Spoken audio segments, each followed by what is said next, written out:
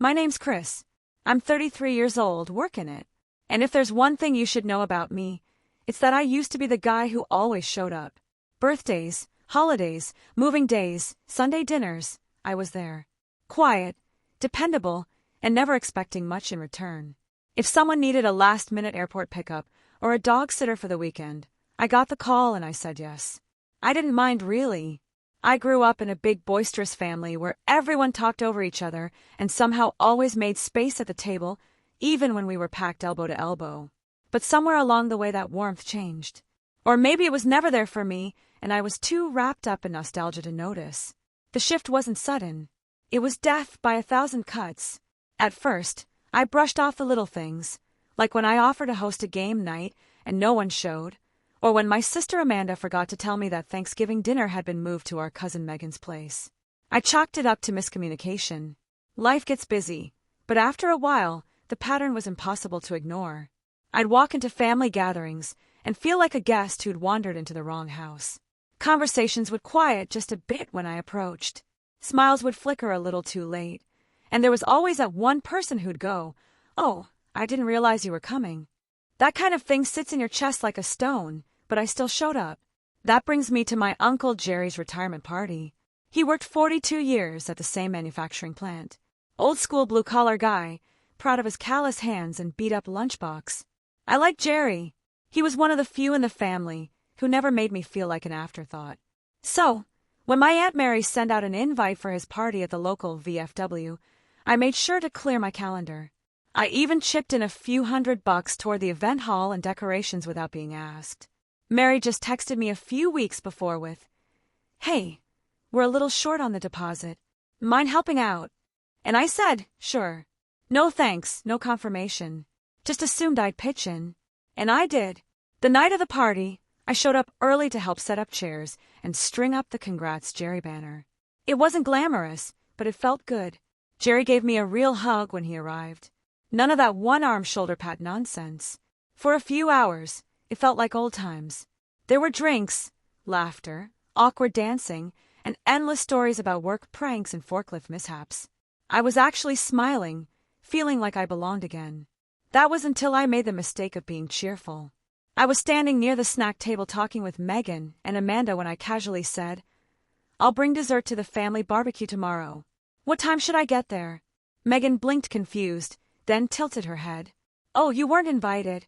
At first, I thought she was joking, but her face didn't change. Amanda looked away, suddenly fascinated by the chip bowl. I laughed, still holding on to the hope that this was just some weird joke. "Seriously, what time should I come by?" Megan gave a little shrug. "I mean, I think it's more of a close family thing." "Yeah," Amanda added, finally glancing at me like Mom and Dad just wanted to keep it small. "You know, just the core people." That one hit different. Core people like I was some extended branch, barely hanging onto the family tree. Then Aunt Mary walked by sipping from a red plastic cup and Megan said, "Show him the photo." Mary grinned and pulled out her phone. I didn't even ask to see it. She just held it up, scrolling through images of tables set up in someone's backyard, kids running through sprinklers, a huge custom cake that said Family Barbecue 2023, and a group shot of everyone I'd grown up with. My parents, Amanda's kids, uncles, aunts, even my old babysitter's grandkids somehow made the cut. I wasn't in a single frame. I just nodded, smiled politely, and backed away from the conversation like I just remembered a phone call I had to make. Inside, my chest felt tight, but not in a sad way. Not anymore. It was something sharper, cold, focused. I made a quick stop at the bar for another drink and took a seat near the back, thinking, running through everything. Every ride I'd given, every check I'd written, every time I'd made excuses for them. 4 years, I've been the family's quiet safety net. The extra wallet, the extra hand, the guy who would never rock the boat. And the kicker, that barbecue tomorrow, I knew exactly where it was being held. The rental for that park venue had gone through my account. I'd booked it 3 months ago when Mary said, "We just need someone with a clean payment history, so it doesn't get flagged." I'd paid the deposit. The email confirmation was in my inbox. They never even bothered to switch it out. That was the moment something in me clicked. I didn't get angry, not outwardly. I didn't storm out or flip a table or demand answers.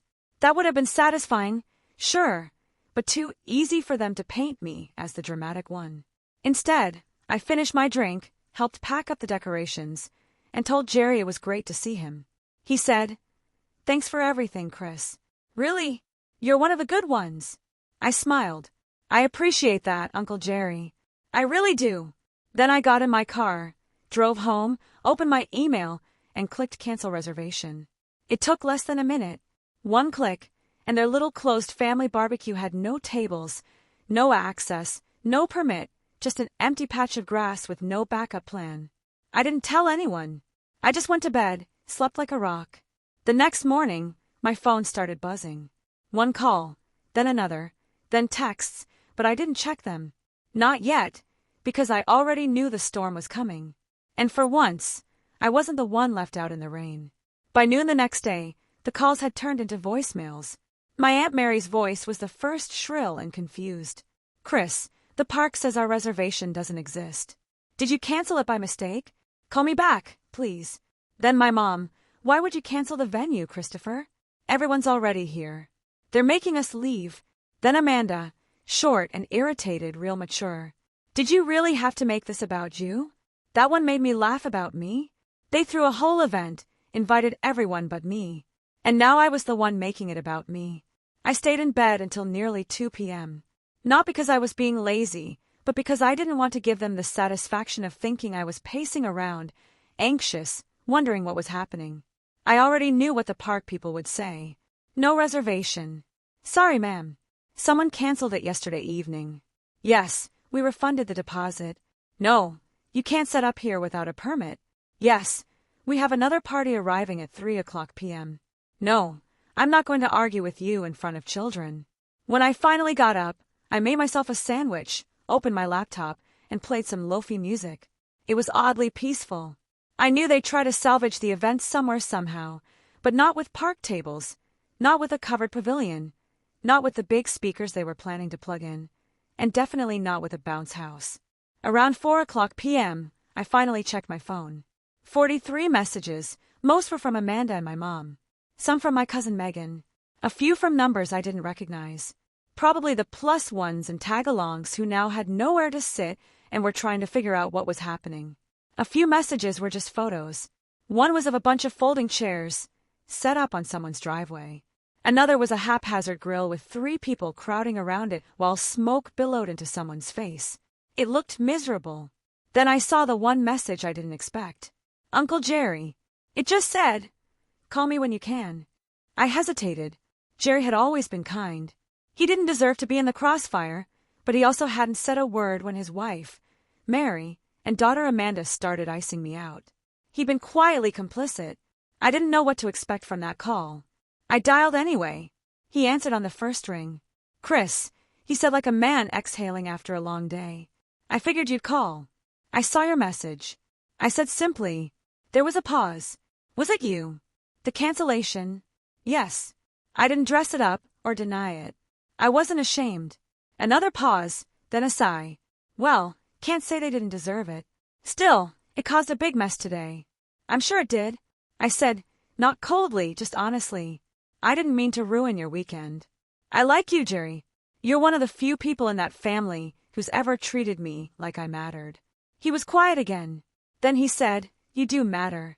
I just didn't realize how badly they've been treating you." I didn't respond right away. I didn't know how to explain that it hadn't just been one event or one day. It had been years.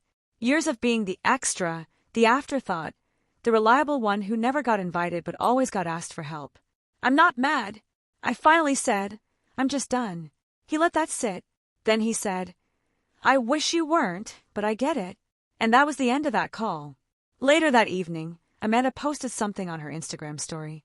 A blurry photo of the backup party complete with disposable plates, mismatched lawn chairs, and a caption that read, "Even when some people try to ruin the fun, real family sticks together, real family."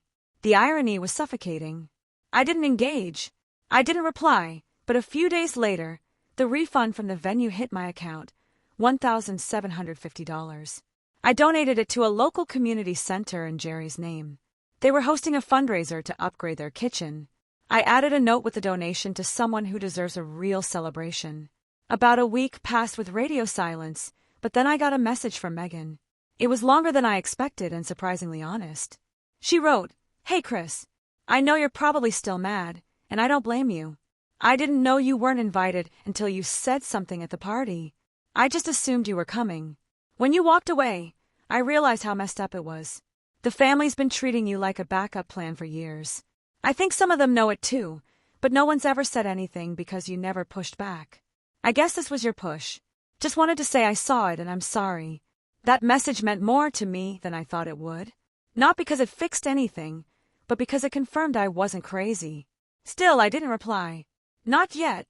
I was still figuring out what done looked like for me. In the days that followed, more messages trickled in. My mom sent a long email about how families go through rough patches and that I shouldn't punish them by cutting contact. Amanda, on the other hand, went full defensive, posting cryptic quotes like, "You find out who people really are when they don't get what they want." I chuckled at that one. If only she knew. Meanwhile, I started doing something new. For the first time in a long while, I began investing in the relationships that made me feel whole. I had friends outside the family, ones who didn't forget me or use me. I invited them over, hosted small dinners, took a trip with a coworker group to the coast. I smiled more, slept better, but the family wasn't done yet. One night, about 2 weeks after the barbecue incident, I was getting home from work when I saw a car I recognized parked outside my apartment. My mom, and she wasn't alone. Amanda was with her, both sitting in the front seat like they'd been rehearsing what to say. They hadn't called, hadn't texted, they just showed up. I stood at the curb, keys in hand, looking at them through the windshield. Amanda stepped out first. "We need to talk," she said flatly. "You can't just ghost your family because of one mistake." I raised an eyebrow. "One mistake?" My mom climbed out next. "We didn't mean to hurt you, sweetheart, but canceling the park and ruining everything wasn't the answer. You made everyone uncomfortable." I crossed my arms. "Uncomfortable? That's rich. I've been uncomfortable at your events for years. But that wasn't a problem until I stopped funding them." Amanda rolled her eyes. "This is getting ridiculous. Just admit you overreacted and come back to the group." I tilted my head, the corner of my mouth twitching into a dry smile. "That's when I said it. You want me back in the group? Then let's start with an apology. Not a fake one, a real one. In front of the whole family." Amanda scoffed. "You're joking." "No," I said, "I'm finally serious." And for the first time in years, they didn't know what to say. My mom looked stricken, like she wasn't sure whether to scold me or cry. Amanda, on the other hand, gave a tight laugh, more air than sound, and said, "You've really let this go to your head. You think the family owes you a public apology just because you got your feelings hurt." I didn't answer right away. I just studied her. 4 years, Amanda had been the queen bee of our family dynamic. Golden child, loudest voice in the room. Most photos on the fridge at our parents' house. If there was a group outing, she picked the place. If there was a disagreement, she won it by default. I used to think she earned that place. Now I realize she simply took it, and the rest of us handed it to her to keep the peace. "It's not about hurt feelings," I finally said. "It's about respect, or the total lack of it. I was treated like furniture. Useful when needed, but invisible the rest of the time. I'm done playing along. If you want me back in your lives, it has to start with you admitting what you've done." My mom tried to soften things. "You know how big families are. People forget things. People say things. We all have flaws." I raised a brow. "Flaws? You stood there while Amanda laughed at me at the party. You smiled while Aunt Mary showed me photos from an event I paid for but wasn't invited to. You've been silent for years, Mom. That's not a flaw. That's a choice." Her mouth opened, then closed. She didn't have a comeback for that. Amanda folded her arms. "So what? You're just cutting us off? You're not coming to Christmas, to birthdays? You're going to make everything awkward for everyone." I looked her straight in the eye. "You already did." And with that, I turned and walked toward my front door. I could hear my mom's voice behind me, tentative, weak. "Chris, please don't do this." I paused with my hand on the door, then fix it. Own it. Apologize. I stepped inside and closed the door gently, not slamming it. That made it worse for them.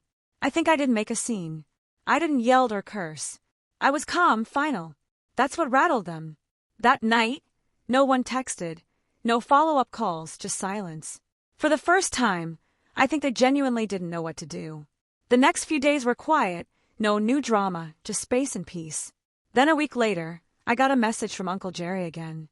It read, "Hey, I'm hosting a small dinner. Just a few people. I wanted to invite you. No speeches, no drama, just dinner. No one else from your mom's side will be there unless you say yes first." I sat with that for a while. I didn't reply right away. I went to the gym, took a walk, ate dinner, and thought. Then I messaged back. "Only if it's at your place, and only if you promise not to mention the others." He replied, "Deal." That dinner turned out to be exactly what I needed. Jerry, his neighbor Dave, an old friend from his workdays, and me. We grilled, watched a movie, and talked about everything but family. For the first time, I didn't feel like a placeholder. I felt like a person. I was beginning to realize something important. Family isn't blood. It's not who shares your last name or who remembers your birthday because it's written on a calendar. It's who shows up, who respects you, and who listens even when it's hard. A few weeks later, I posted a photo on Instagram. Just me and Jerry toasting drinks on his back porch, captioned, "Sometimes your real family is the one that asks if you're okay, not just what you're bringing." Within hours, Amanda liked the post, then unliked it, then liked it again. The next day, I got a text from her. No greeting, no explanation, just fine. "If that's what it takes, then let's talk. You want an apology? Meet me this Sunday. Everyone will be there." It was exactly what I said I wanted. But I learned something else, too. Sometimes people don't apologize because they're sorry. They do it because they're scared of losing their grip on the person they used to control. I sat with my phone in my hand debating. Did I go? Did I show up to their table just to hear hollow words said through gritted teeth? Or did I let them live in the mess they made? Because for the first time in my life, I didn't need their approval. I wasn't the family doormat anymore. I was the one with the power now. I stared at the text for a long while. Everyone will be there. That line lingered in my mind like bait laced with the faint smell of guilt and performance. I imagined Amanda standing at the head of some table with arms folded, rehearsing a hollow speech crafted more to salvage her image than to acknowledge any real wrongdoing. My mother clutching her purse tightly, blinking back tears she'd conjure on command. The family nodding along, not out of agreement, but out of exhaustion. I could already hear the phrases, "We're sorry you felt that way. Let's just move forward. Let's not make it bigger than it is." They didn't want reconciliation. They wanted containment. But I wasn't a problem to be managed anymore. Still, a part of me itched for closure. For once, I wanted to say the things I'd never said. Not out of spite, but out of clarity. To take my seat, not at their table, but at my own. So, I replied, "I'll come, but if this is just for show, I'm walking out. I won't be polite this time." Amanda replied with a single thumbs-up emoji. Sunday arrived, and I showed up to the same family house I'd visited since I was a kid. It looked the same. White shutters, slightly chipped porch rail, flower pots. No one really watered, but everything felt smaller now, like someone had turned down the volume on nostalgia. As I walked up the front steps, the door opened before I even knocked. My mother stood there in pearls and that fake smile she reserved for guests and awkward church potlucks. "Chris," she said, her voice bright. "Come in." I nodded and stepped inside. The air smelled like cinnamon and roast chicken, comforting familiar. The living room was packed. Uncle Jim, Aunt Mary, Megan, Amanda, and even my younger cousin Zach were all seated, stiff and overly composed. No one said anything at first. They just looked at me like I was the elephant in the room that had finally decided to speak. Amanda stood up. "Thanks for coming," she said, like she was a host of a local news segment. "We wanted to talk about everything." I didn't sit. I stayed near the entrance, arms crossed. "Go on." She glanced at the others as if prompting them to say something, but they all stayed quiet. So she continued, "We know you felt left out. We've talked about it, and maybe we didn't realize how much you were doing for the family. It wasn't intentional, but things slipped through the cracks. A non-apology if I'd ever heard one. So this is your big gesture," I said, acknowledging my existence, "now that I've stopped funding your parties." Megan Witz. My mother cleared her throat. "That's not fair, Chris." "No." I tilted my head. "Because I paid for Jerry's party, paid for the barbecue venue, helped with groceries after Dad's knee surgery, fixed Zach's computer, rewired in Mary's lights. Should I keep going? Amanda looked irritated. Okay, we get it. You're the family handyman/ATM. Do you want a medal or something? There it was. The real Amanda. No, I said calmly. I just wanted the same basic respect you give each other, the same seat at the table. But I guess that's only reserved for the core family. Uncle Jim finally spoke. We didn't mean it that way. Then what did you mean? I asked. When you hosted a barbecue and didn't invite me even though I booked the venue. When you all posed for photos and smiled like nothing was wrong when no one even thought to check in after I quietly stopped showing up. They had no answer, just the sound of the clock ticking and someone shifting awkwardly in their chair. You all had years to say something and you didn't. I gave and you took, and when I pulled away you treated me like the problem, like I was overreacting, like I had to earn my place in this family. I looked around the room, but I finally figured something out. I never had a place. I was a utility, a convenience. And now that I've stopped being that, you want me back so you can keep using me. You want a Band-Aid, not a conversation. Amanda scoffed. Oh my God, you're being so dramatic. Then this is the last time, I said. The last time you get to call me that. The last time you reduce my boundaries to drama. I'm done. And I meant it. I turned to leave. Chris, wait. My mother stood up. Don't do this. I stopped at the door but didn't turn around. You always said we were family, she said. That we stick together. I looked back at her, my voice quiet but firm. Sticking together isn't the same as sticking around when you're not wanted. I spent years holding this family together with tape and favors. And when I stopped, you didn't ask if I was okay. You just got mad that I wasn't useful anymore. Amanda rolled her eyes. So what? You're just cutting everyone off. No, I said, opening the door. I'm just finally choosing myself, and I walked out. The air hit different outside. Crisp, freeing. I didn't feel like the bad guy. I didn't feel guilty. I felt clean. That night, I deleted the family group chat. I blocked Amanda. I muted my mom's messages. I didn't do it out of spite. I did it for peace. Over the next few weeks, the silence continued. Megan messaged me again, this time more direct.